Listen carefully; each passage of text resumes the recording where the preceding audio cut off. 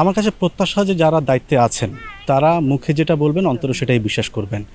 আসলে ব্যাপারটা হচ্ছে যে তরুণরাই তো আসলে যেটাকে বলা হয় তারাই সবচেয়ে বেশি এনার্জেটিক, এবং এনার্জিটা যাতে সঠিক ওয়েতে সঠিকভাবে তারা করতে পারে। আজ ১৬ই ডিসেম্বর মহান বিজয় দিবস। সম্প্রতি বাংলাদেশে তারুণ্যের হাত ধরে এসেছে বড় এক পরিবর্তন।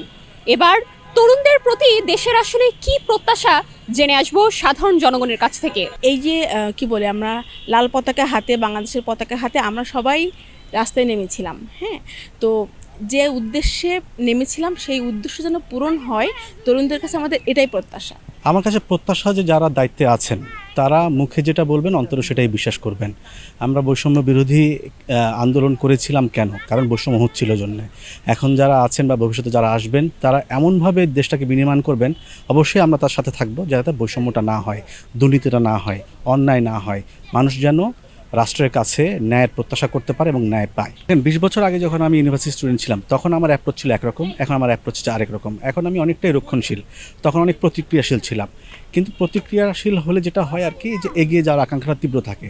এই জন্য আমি এখন যারা তরুণ নেতৃত্ব তাদের প্রতি অত্যন্ত আশাবাদী যে তারা বর্তমান প্রেক্ষাপট বিবেচনায় নিয়ে সামনের দিকে দেশকে নিজেরাও এগিয়ে যাবেন, দেশকে এগিয়ে নিয়ে যাবেন এবং আমাদেরকেও তারা এগিয়ে নিয়ে যাবেন।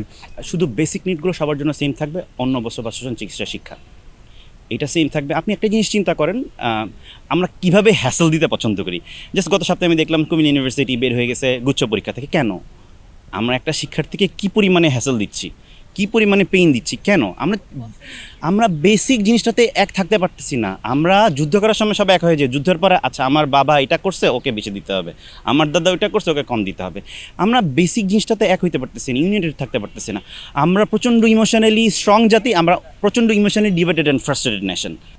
আসলে ব্যাপারটা হচ্ছে যে তরুণরাই তো আসলে যেটাকে বলা হয় তারাই সবচেয়ে বেশি এনার্জেটিক, এবং এনার্জিটা যাতে সঠিক ওয়েতে সঠিকভাবে তারা করতে পারে সেটার জন্য আমাদের যারা জ্ঞানীজনরা আছেন তারা যাতে একটা সুন্দর একটা গাইডলাইন করে দেয়, এটাই তাদের গুরুজনদের কাছ থেকে চাওয়া।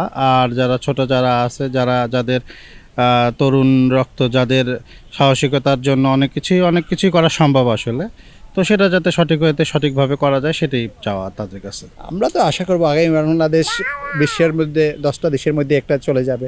আমাদের সন্তানরা যেন সেই ভালো একটা এনভায়রনমেন্টে জীবনকে উদযাপন করতে পারে, ওইটাই আমাদের কাম্য।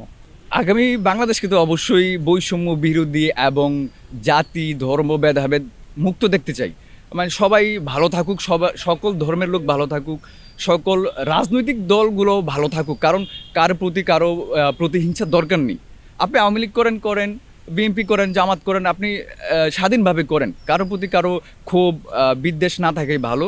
এবং আগামী বাংলাদেশকে দেখতে চাই বৈষম্য মুক্ত এবং জঞ্জাট মুক্ত এবং দুর্নীতিমুক্ত দেখতে চাই, যে প্রতিটা মানুষ যেন স্বাধীনভাবে বসবাস করতে পারে, আর হচ্ছে সবাই যেন মেধা এবং যার যোগ্যতা অনুযায়ী সেই জায়গায় বসতে পারে।